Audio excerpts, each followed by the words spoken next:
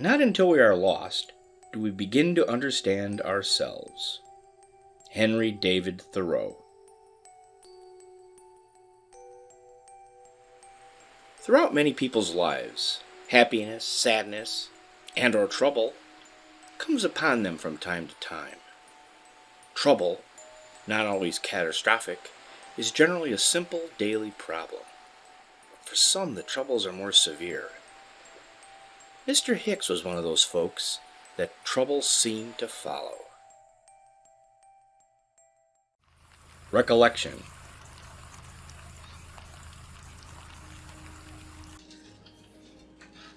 Mr. Hicks was always a very well-mannered and likable person. As a matter of fact, I knew him since he was a young boy. He was a cute kid with a fun sense of humor and always friendly. His mother and I were cousins, and I would come to their home for family gatherings.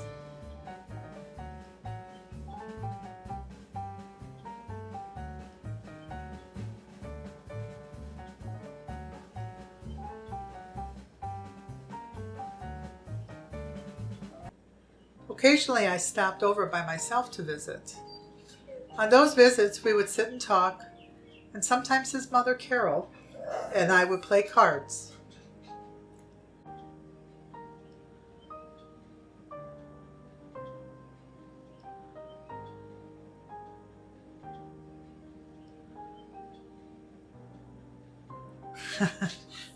Mr. Hicks would usually watch us. Sometimes he would ask us if he could play the piano for us. He always seemed to want attention, and he loved to entertain. It was funny. We always called him Mr. Hicks, even since he was a young boy. I don't recall why we did this, but we always did. I liked him since he was young, and he was always polite and respectful to me. He seemed to lose his sense of humor in his late teens, and Carol would confide in me about her concerns. She never spoke with a lot of detail. I respected that because it was a personal family matter. I really don't know what happened to Mr. Hicks and what caused so many changes. As he grew older, he still was polite and respectful to me, but he became very distant and very different. It's too bad. Ex-girlfriend. Sure, I dated Mr. Hicks for almost a year. I mean, he was a really kind man, but he kind of seemed to have some issues. I never really understood him. He'd have these weird dreams, and I think the dreams kind of bothered him tremendously. He'd mentioned he'd seen a doctor or a therapist of some type a few times, and, he even openly admitted he had some type of personality disorder, bipolar, or mental psychosis. I was kind of surprised he actually spoke so freely of his concerns. A psychic. I've had to go to a therapist. I've had many issues in my life. I mean, we would talk all the time, and I generally enjoyed our time together. He was a nice-looking man, he was very generous, and I thought we might actually have a future together. Unfortunately, over time, his issues bothered me. One day he talked about how he was expendable. I didn't really get what he meant, and he kind of got weirder and weirder. You know what I mean? I really did like Mr. Hicks. I just didn't understand the man. He was both expendable and valuable, at least according to him. I grew more and more confused. We finally broke up, and that was the end of it. Work.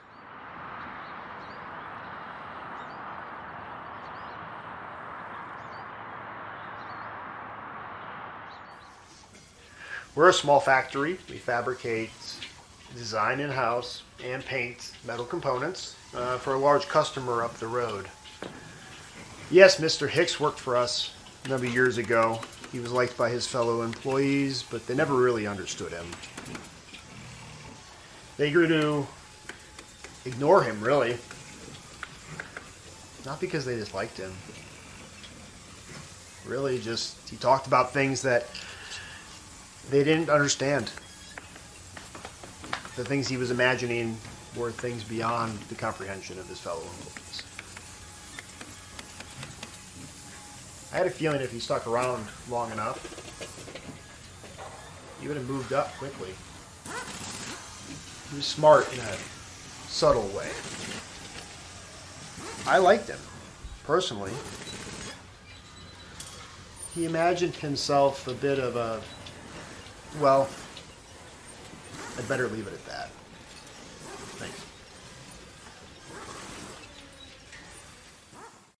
Musician.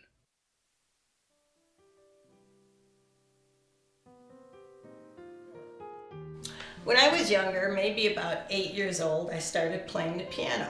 My parents encouraged me and bought me a small upright piano and arranged lessons to me from one of my neighbors. I learned quickly and enjoyed playing for myself and my family. I wasn't too bad, and I actually played in some recitals.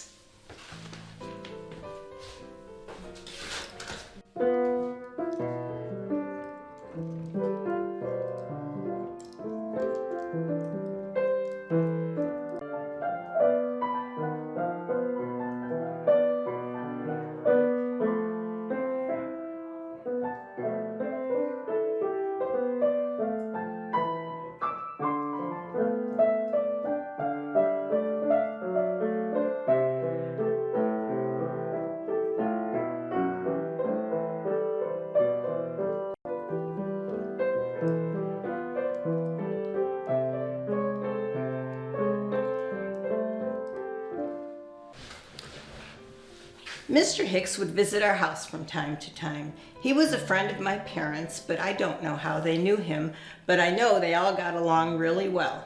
He enjoyed listening to me as I would occasionally play for him. At least that's what he said. He gave me tips here and there, and little did I know he was an accomplished musician. At some point, I found out that he played the piano very well. One time he said, he said, "Do you mind if I play?" I said, "Sure, please do."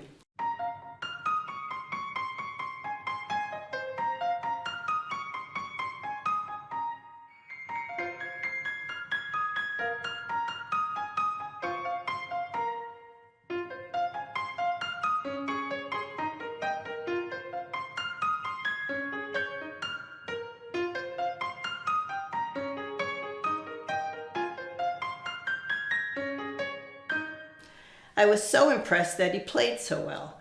I said, "That's wonderful," and began applauding. I had no idea he played so well, especially on my small upright piano.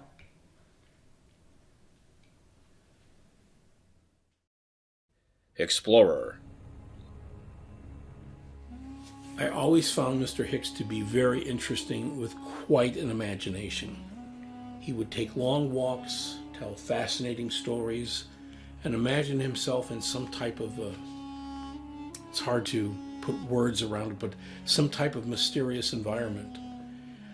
I'm not sure I understood this mysterious concept, but I originally imagined it as some sort of maybe a multi-level structure. It looked like levels of stores, houses, bridges, businesses, and odd-looking buildings.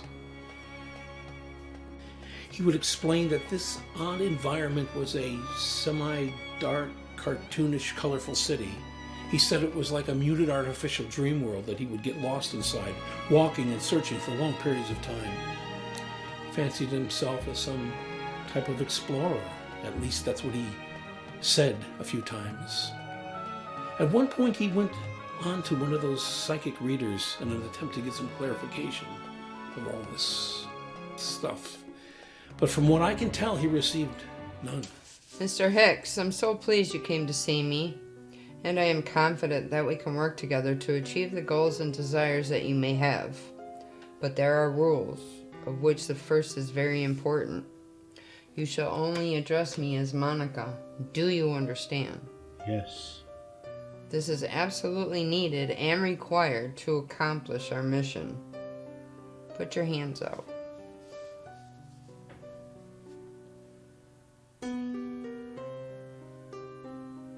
Very good.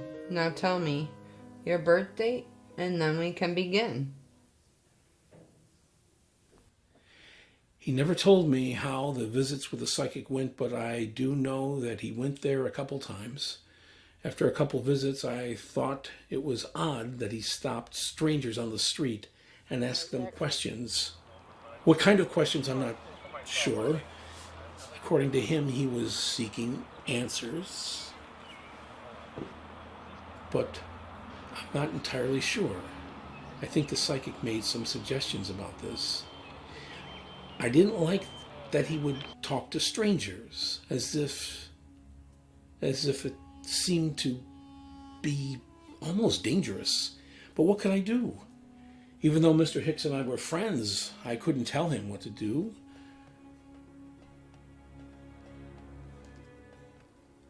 He told me once that those thoughts of this environment were originally based on a stranger's comments. Bridges and homes and businesses and many odd-looking buildings were part of Mr. Hicks's strange thoughts and maybe his dreams.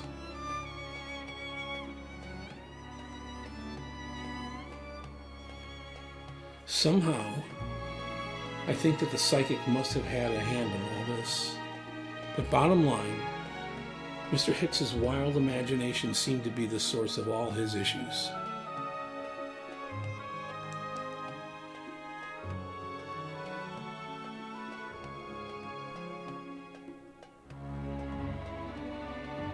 He did scare me once, as he spoke of his death. He never revealed any details, but he mentioned that he discussed it with the psychic. The way he spoke, I'm not really sure if it was the psychic or something he dreamt. I shrugged it off at the time, but looking back, I should have questioned him more about it.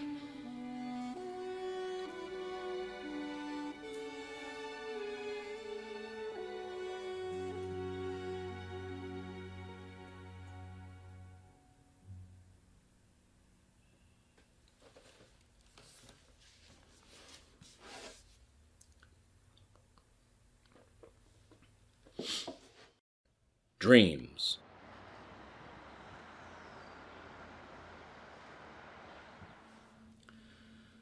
Mr. Hicks somewhat concerned me.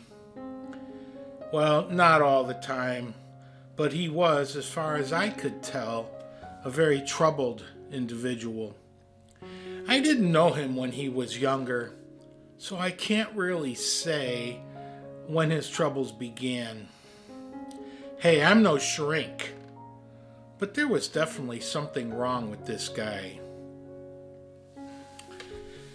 We would get together and frequently go for coffee or for drinks, and he would open up to me. Now, Mr. Hicks was not a big drinker, and neither was I, but I did think he confided in me, and I didn't think it was because of the drinks.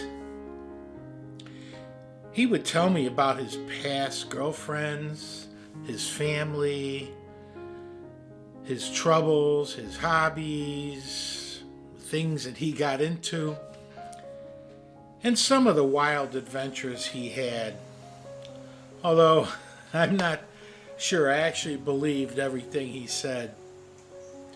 One time he was telling me about the many nightmares and dreams he would have.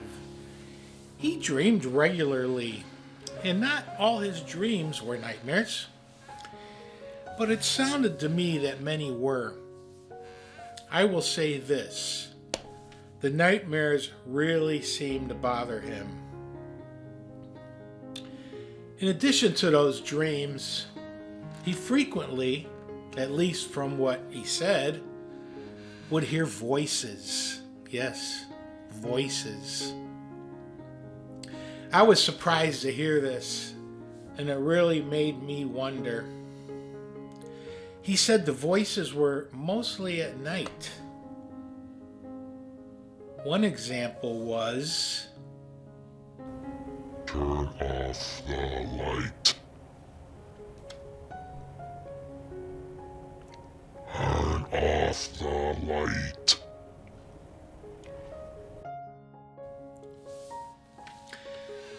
as much as Mr. Hicks confided in me, I always felt he was hiding something. I liked the guy, but he always bothered me that he was, so apparently troubled. But maybe troubled is not even the right word. But something sure bothered him. I wonder if I said too much about Mr. Hicks. I hope I don't cause any trouble for him. Death. With the passing of Mr. Hicks, his physical life is over here on Earth. His family and friends were saddened by the news. But yet no one came to see him prior to his death. Unfortunately, this didn't bother him, as he did not tell anyone of his situation. He did sit and speculate with a reflective, pensive mood of his demise.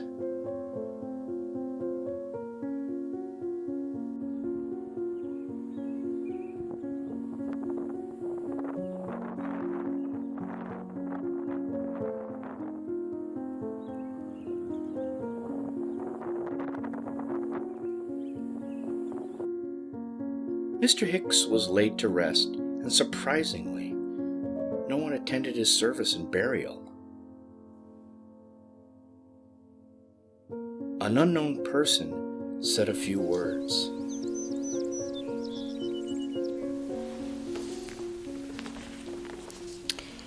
We are here today to honor the legacy of Mr. Hicks, a man, although has no mourners present today, had many friends and talents, a man that, from what I'm told, will apparently be missed.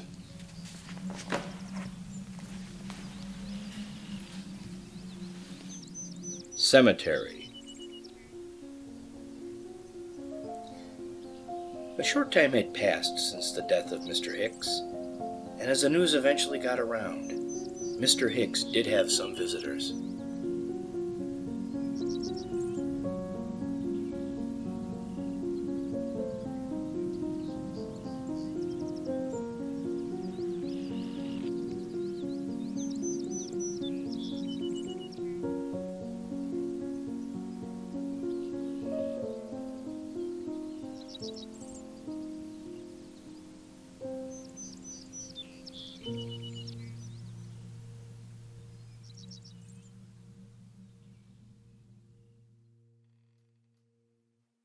Final comments. Unfortunately, Mr. Hicks met his demise, as we all ultimately do. A dreamer, a musician, an adventurer, a man that was liked but had many flaws, a man that struggled to find peace, as well as find a place in his life. Over time, he touched so many people through his abilities and imagination. He will be missed. But who really was Mr. Hicks? Was he truly both expendable and valuable? He probably knew. But for the rest of us, I guess we will never know.